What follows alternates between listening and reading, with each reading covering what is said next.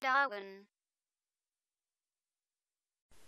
Nous allons apprendre dans cette vidéo formation à gérer la mise en page via les outils qui nous sont proposés dans Publisher. Donc, vous voyez, j'ai actuellement ici un document qui a été créé, donc document qui contient plusieurs pages.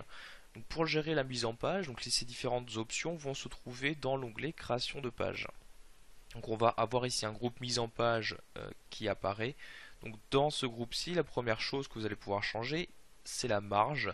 Donc en gros l'espace que vous souhaitez réserver entre le bord de la feuille et à partir de quel moment en fait vous allez pouvoir démarrer l'insertion de votre contenu. Donc vous voyez pour l'instant on voit ici un petit trait, donc si je zoome un peu plus, on voit ici donc un trait vert en pointillé qui apparaît. Il s'agit donc de la marge. Vous pouvez voir donc que le reste de mon contenu c'est bien adapté à la marge. Ce que je vais pouvoir faire c'est changer justement cette marge, donc soit la réduire ou à l'inverse l'augmenter. Donc pour ça j'ai le bouton marge. Donc pour l'instant je suis en modéré, donc vous voyez avec une taille de 1 cm 27. Mais je peux l'augmenter comme j'ai dit tout à l'heure, donc je vais mettre en large comme ceci, ou à l'inverse la diminuer si je la mets en étroite. Donc vous voyez par exemple ici, on voit bien le trait maintenant qui s'est rapproché du bord de la feuille, ce qui veut dire que mon contenu, je vais pouvoir ici le monter et le mettre plus à gauche, et au final je vais pouvoir avoir plus de contenu sur ma feuille. Si je le souhaite, je peux carrément désactiver la marge en cliquant ici sur aucun, ou si je clique sur marge personnalisée, choisir pour chacune des orientations, donc vous voyez à gauche, à droite, en haut ou en bas, l'espace que je veux pour la marge. Donc je clique ici sur OK afin de valider. Une fois que vous avez choisi la marge, vous allez pouvoir changer l'orientation. Donc on avait vu lors de la première vidéo formation que l'on choisissait dès le début l'orientation de notre document. Sachez qu'à tout moment vous pourrez le rechanger. Donc ici je vais dézoomer. Donc vous voyez je suis actuellement en orientation portrait. Si je veux passer en paysage, donc je clique sur le bouton orientation et je clique sur paysage. Bon, bien évidemment ici cette orientation n'est absolument pas adaptée au contenu de ma présentation, de ma composition. Donc on voit bien ici du coup que le contenu sort de la page, mais on voit bien que la feuille en elle-même s'est bien mise en mode d'orientation paysage. Donc je vais repasser ici en portrait, donc en cliquant sur le bouton portrait comme ceci. Enfin, vous allez pouvoir choisir la taille.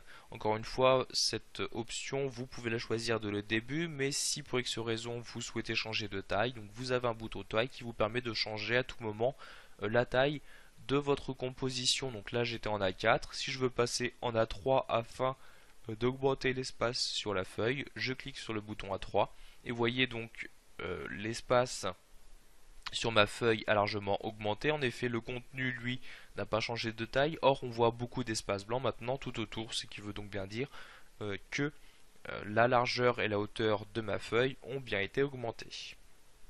Pour finir, nous allons nous intéresser aux en-têtes et au pied de page, donc informations qui vont s'afficher aussi bien en haut pour les en-têtes ou en bas pour les pieds de page, et des informations qui pourront être répliquées sur chacune de vos pages. Donc tout d'abord ici je vais revenir à une taille A4 comme ceci.